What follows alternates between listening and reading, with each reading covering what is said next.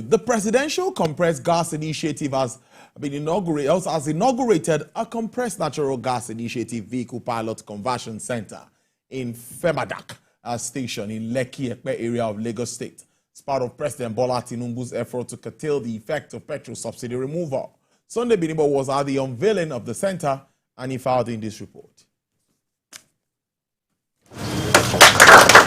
This unveiling of this conversion center comes days after the flag-off of the Presidential Compressed Natural Gas Initiative in Abuja, with 7 conversion centers across the country. And this time, Lagos takes the lead as first state to follow the footsteps of the federal government with these converted ready-to-be-deployed vehicles. The CNG project director, Mr. Michael Oluwagbemi, while speaking, described the project as significant development in government efforts in reducing the cost of transportation and to boost food supply chain across the country. We need to move Nigerians to the cheaper form of transportation so that they can be able to use that money to do other things in their lives, thereby raising their standard of living, reducing inflation, and making Nigerians more prosperous. It also makes us more energy secure, more food secure, because all our food from the village, from the farm, to our cities, to the markets, everything is moved by vehicle after all, diesel or PMS. If we're able to move that into CNG, then we can reduce the cost of food stuff in order to ensure that more people have food to eat, Nigerians are more secure food-wise, which therefore means that Nigerians are more healthy and ensures that Nigerians live longer. Savings in the cost of transportation, whether it is for your personal car or for public transport, there will be a significant reduction in the cost of transportation, which is really a pain that many Nigerians are facing right now. So the evidence is very clear, and it will be obvious to many Nigerians who are commuters. And for us, once they adopt it, it will be very clear, and we're happy that many people are already adopting it, and we're encouraging many more people to adopt it. To drive this initiative to success, collaboration by all stakeholders is pivotal and key if the impact is to be measured with the works that has gone into making the initiative a reality. We've been having a series of meetings with our members on the need to key into this project.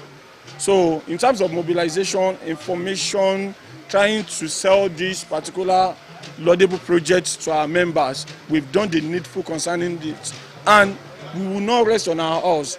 On a day, we can conveniently convert 10 vehicles, and that can be increased to even 20 a day. So we have the facility. You can see our conversion area there with 7 bays. You can see the open space we have and space for expansion. So there's really no limit to what we can do here in terms of capacity. We can conveniently do up to 20 vehicles a day. The government plans to establish over 1,000 of these centers nationwide, thereby creating jobs and promoting cleaner energy choices with cost variation from 300,000 depending on model and type of vehicle. Let's talk more about this. I'm being joined live from our Abuja studios by engineer Michael Oluwagbemi. He's the project director of the Presidential Compressed Natural Gas Initiative. Good afternoon. It's good to have you on the program. Good afternoon. Thanks for having me. First, I'd like you to take us through how it's been. It's an initiative and much expected. We've waited and waited. Finally, you started on Friday. We saw it at the State House, and we also saw the event in Lagos on Saturday. Now, take us through where we are and how did we get here? Absolutely. Thank you very much, and good afternoon to your viewers. Yes, this journey started from the very first day when the president made pronouncement on May 29 that the era of fuel subsidy was over, because he believed very reverently that Nigeria needed to move away from fuel subsidy regime that was threatening to bankrupt the country, and the country was struggling with funding. However, in the same breath, he recognized that that policy, despite its benefit for the country economically, was going to be borne by some very poor members of the public, that is the masses, and that there was a need for a palliative. And on his July 31st speech, he first unveiled his compressed natural gas initiative, when he mentioned that he was going to work very hard with his other members of his administration to implement a compressed natural gas program that transits the country from expensive PMS and diesel to compressed natural gas. Of course, a lot of work has been done by the palliative management team and ultimately led to the approval of a program which was announced in August, which was the Compressed Natural Gas Initiative, the Presidential Compressed Natural Gas Initiative. And on October 1st, the President reiterated his commitment to this journey by also indicating that he was going to approve the fast track of all necessary procurements that is related to this program, which first and foremost is supposed to help transition a number of mass transit vehicles. Over 55,000 kits were already ordered that allows Nigerians to benefit, especially mass transit vehicles, ride shares, taxis, both public and private, owned and operated, by converting them very quickly to CNG. Of course, CNG is not just a gas or a product that is produced in Nigeria and is currently from our own natural gas and can be easily done, thereby ensuring that it is cheaper. For example, the relative cost of CNG to petrol is about, it gives you about 40 to 50% saving for the same distance, and probably 60 to 70% saving relative to diesel. So, because it's a product that we produce, natural gas is something Nigeria has in abundance, Nigeria being a gas country that happens to have crude oil. In addition to that, it also burns cleaner. Because it burns cleaner, it emits less into the environment, and that is good for Nigeria, as we are committed as a responsible member of the international community to eliminate greenhouse gases and emissions, and our national determined commitment. This will form a critical part of meeting that goal. And lastly, it is a better and it is safer. Just to be clear, CNG is not LPG, and I've seen a lot of analogies along that line. CNG occurs naturally, primary components being methane and ethane, as opposed to propane and butane, which are the primary components of LPG.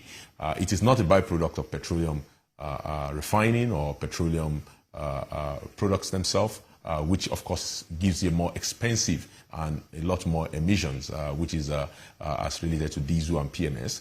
Rather, it is naturally occurring, and it's occurring in many parts of Nigeria, all across the country. And Nigeria is one of the largest, it actually has the largest gas reserves that can last 97 years, as the case may be. And we are currently one of the top flarers in the world. So what the president is saying is that we should take that which we have in abundance, that which we are wasting, and convert it to something that can power our transportation in order to give us a cheaper form of transportation, a cleaner form of transportation, a safer form of transportation, a better form of transportation, and deliver lower transport inflation, lower overall inflation, and a more prosperous Nigeria for everybody. This will take a lot of work. The president has set for us a very ambitious goal, a 55,000 conversion in the immediate term, which, of course, moves a lot of vehicles, mass transit vehicles, to a cheaper form of energy, which of course they will also translate to cheaper transportation fares, hopefully in the short to medium term. But even more ambitious is the president's goal of moving 1 million vehicles to CNG in the next 4 years, such that when we look back, we'll be saving almost $20 billion over a period of 5 years by doing so. This means that we're importing less PMS, importing less diesel. I hear your previous guests were talking about issues concerning the forex. 40% of our forex today or more is actually with respect to importing PMS and diesel. When we have compressed natural gas in the country, we can compress and we can distribute across the country. Thankfully, based on the work of the previous administration, by having the AKK pipeline extended all the way to Kano, very soon all across Nigeria we can have CNG stations, we can have refueling stations, we have CNG workshops, which are critical. Again, because of our stock of current PMS and diesel vehicles, which is about 12 million vehicles, and in Nigeria have about 6.7 to 7 million vehicles in the commercial sector, our main goal would be to convert those so that in the meantime, those vehicles can be biofuels. That means they can run on both CNG and petrol. And so therefore, even if you run out of CNG in a place where there are no CNG, you can continue to run your vehicle on petrol, and then when you find CNG, you refuel. This is an ambitious goal. How do we convert 1 million vehicles to CNG in the next, to biofuel vehicles that run on both CNG and PMS or diesel in the next 4 years? And this goal definitely, I think, is achievable with the support of Mr. President and the steering committee led by Mr. Adedeji and other committee members. We think we know and we're confident that with the support of Nigerian people, our labor unions, NURTW, RTN, and NATO partners, that we'll be able to achieve this goal. An elaborate one there. I must thank you, Deep, taking us through there. And I'm also happy that the #1 taxman is the one leading this team, and like you mentioned, Mr. Adedeji. But let me now ask you. I'm thinking of how states will key into this. You plan on opening seven recharging stations, refilling stations, or plants. As we move on, you explain that to us. Then, how will states and private sector key into this? Because I think all of the state governments need to have bosses like this for their staff, government staff, and all of that. So, how are you working to get this sorted? Thank you very much. Very good question. So what we are working on is not the refueling station. What we are talking about is the conversion workshops. Okay. Because we are trying to move 1 million. Okay. Yes. Because we are trying to move 1 million vehicles to CNG, or at least to become biofuel in the next 4 years. Because we already have a stock of these vehicles. We don't have to buy new vehicles necessarily. We can take our current vehicles and convert them to be biofuel while we do the energy transition from PMS diesel to CNG. We need workshops to do that work, and those workshops have to be certified. They need to be accredited. Currently, we have just 7 of them accredited or at least certified in the country, and we're trying to double that in the next 2 weeks to 14, which was the reason why we entered a partnership with 4 initial partners, including the Nigerian Institute of Transport Technologies, on Friday. And these 7 workshops should open in the next 2 weeks, our pilot period. Within that period, we'll be demonstrating with 100 different buses, some of them crowdsourced from our partners like NURTW, NATO, and the rest of the labor unions and system operators to show that definitely we can do this conversion and this conversion works. That's the first step. As we go forward beyond that, of course, this conversion workshop needs to be a lot more. We estimate that we need at least 1,000. 1,000 workshops can deliver anything from 200 to 250,000 conversions a year, which will put us on track to achieve the 1 million by 2027.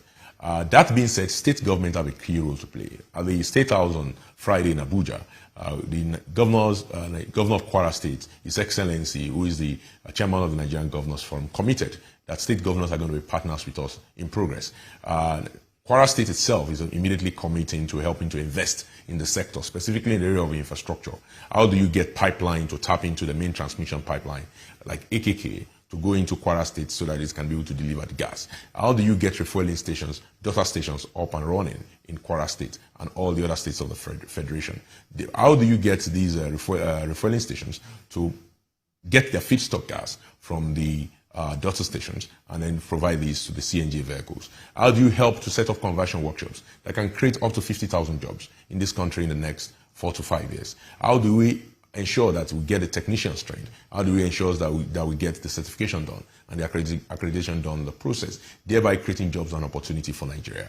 How do you set up manufacturing plants to ensure that we produce auto gas conversion kits that is necessary for this process to convert 1 million vehicles in the next 4 years? States have a role to play in all of these, and I think our state governors, those of them who are up for the challenge, are already reaching out. We've heard from Kwara State. We've heard from Ogun State. We've heard from Lagos State. We are seeing some moves from Niger State, even Taraba State and Adamawa State. These states have reached out.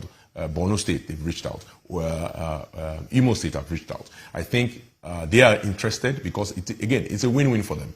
This is also a way of also helping to reduce the cost of governance while creating jobs. Because if you remember, government alone has about 250,000 vehicles, between government vehicles, luxury buses, individual vehicles that are given to government officials. And then we see our National Assembly is acquiring vehicles. If we move these vehicles to CNG, then we help reduce the cost of operating them, of maintaining them, and also ensure that we're buying Nigerian fuel and energy, thereby making Nigerians less susceptible to international geopolitics. When the price of crude oil goes up internationally, which also means the price of petrol, PMS and diesel goes up in Nigeria, it is not as if Nigerians are paying for an increased cost of production. Rather, what they are paying for is the price of international geopolitics, which they do not have any hand in. For example, the ongoing crisis between Russia and Ukraine, or the crisis between the Palestinians and the Israelis. Nigerians should not pay more because of this crisis. Rather, we should use our own local gas, we should use our own local available fuel, and ensure that Nigerians can have stable pricing and reduce our dependence on international on foreign fuel and reduce our pressure on our own forex and improve the valuation of our currency while creating thousands of jobs, good jobs for Nigeria, while also transferring technology and improving the overall well-being of our environment. There is a win-win for Nigerians if we are able to kickstart this CNG revolution with the support of Mr. President, who is definitely a promise keeper with respect to his renewable agenda for his administration. Interesting stuff. I'm also interested in how this would create jobs, because we're talking about job creation here, and it's very important at this time. You will agree with me. So how will this help create jobs for the teeming youth? And also, how would you react to government waiving value-added tax on CNG purchases? Some say this shows a lot of sincerity of purpose with regards to achieving the goal of this project. Absolutely. There's a linkage between adopting new technology and, of course, job creation. For Nigeria, it's a no-brainer. By bringing in the compressed natural gas technologies, all the technology that is underlining right from the point of supply of CNG, processing of CNG, setting up daughter stations, refueling stations, to the point of actually converting the vehicles, the conversion workshops, the technicians, the engineers, the designers, everybody that will be required in order to mobilize the nation's resources to achieve the 1 million goal by 2027. That's a lot of jobs across the value chain. And so for us, it's a no-brainer that at the PCNGI, that our number one job, as far as this palliative is concerned, our initial capital infusion from the palliative program, is to actually translate it to jobs in the life of Nigerians. With our conversion workshop partners, we are hoping that we'll be setting up anything from 40 to 70 new workshops in the next 6 months. Those workshops will be employing anything from 5 to 10 technicians. Those technicians will have to be trained by trainers. Those trainers will also have to source their kits and all of the things that we use to train them from Nigerian entities. Beyond that, we'll be supporting the refueling stations that will be coming on board, that we're supporting with these tax credits. Thankfully, the chairman of our steering committee is the number one taxman in the country, so he understands what all the fiscal incentives that we need to put in place as with respect to waiving the VAT and the customs and excise duties that are related to a CNG value chain. All of these are showing that the government is sincere, is committed to this effort to ensure that Nigerians use a cheaper source of energy for mass transportation, a cleaner form of energy for mass transportation, a safer form of energy for mass transportation, and a better form of energy for mass transportation that translates to jobs. Mr. Oluwagbemi, allow me to interject you. I'm going to allow you make this point. Let's go for a minute. We'll be right back. Just a minute. Thank you.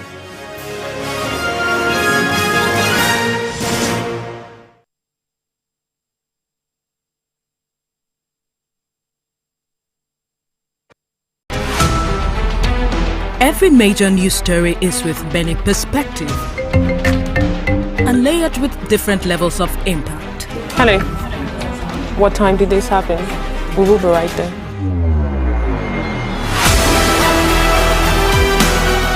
At TVC News, we follow the big and major.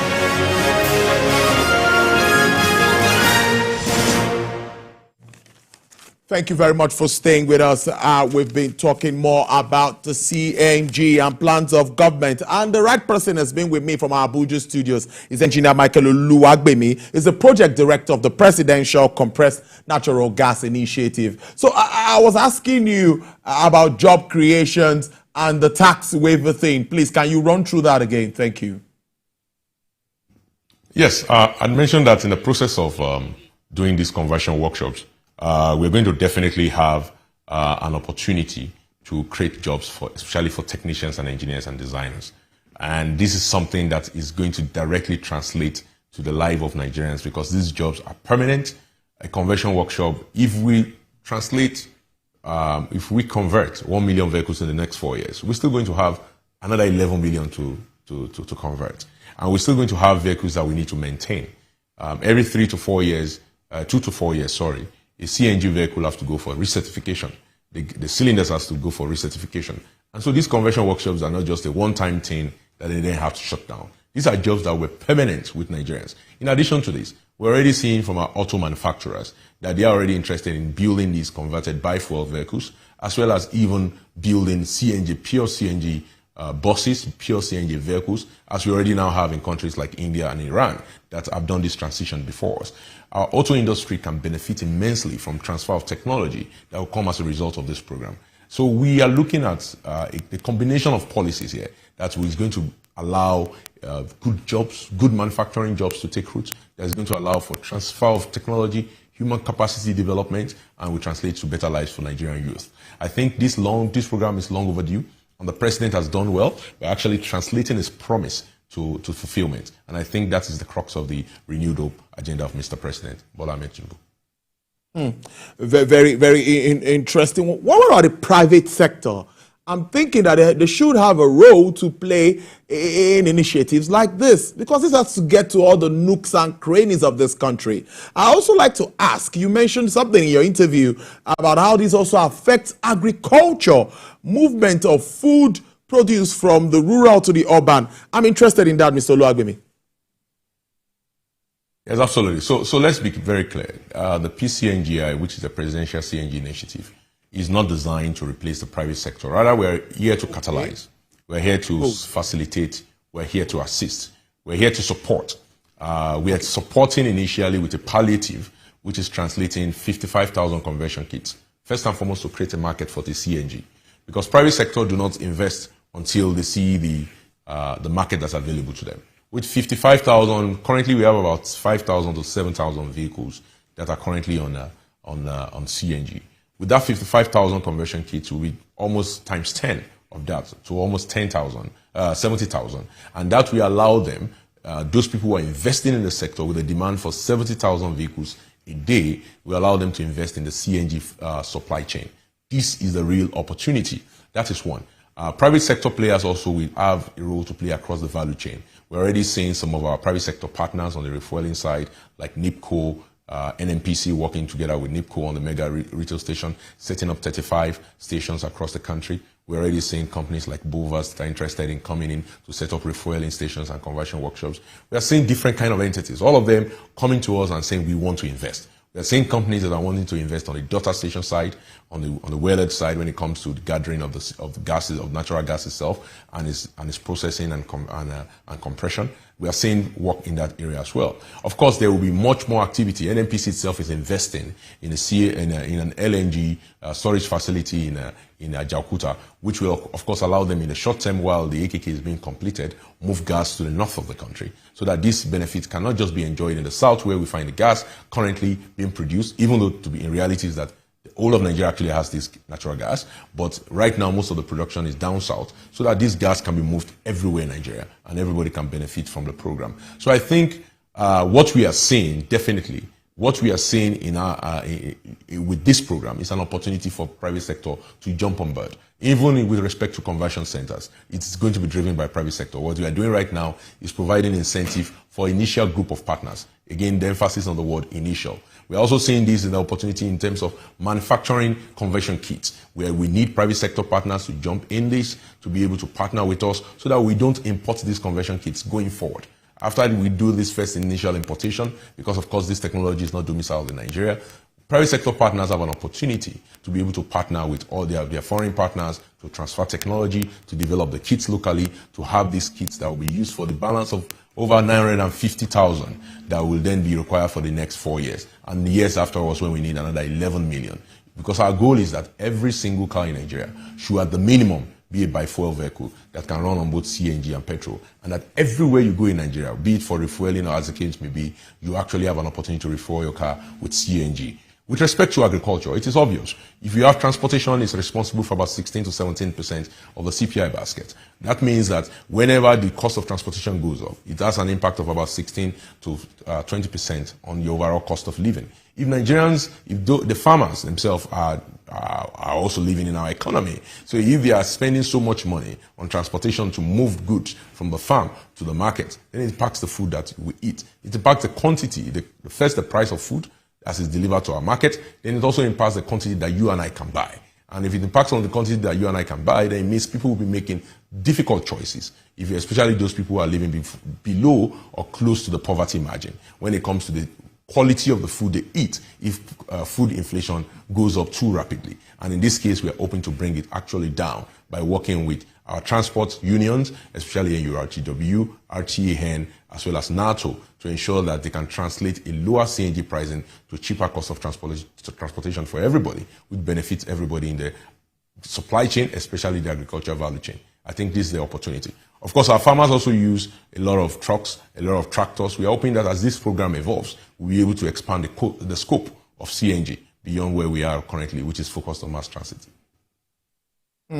Interesting. Before I let you go, let me ask that, in your observation, how receptive have Nigerians been? And if, as it's working as planned, what will be your expectation moving on before the end of the year? Let's project.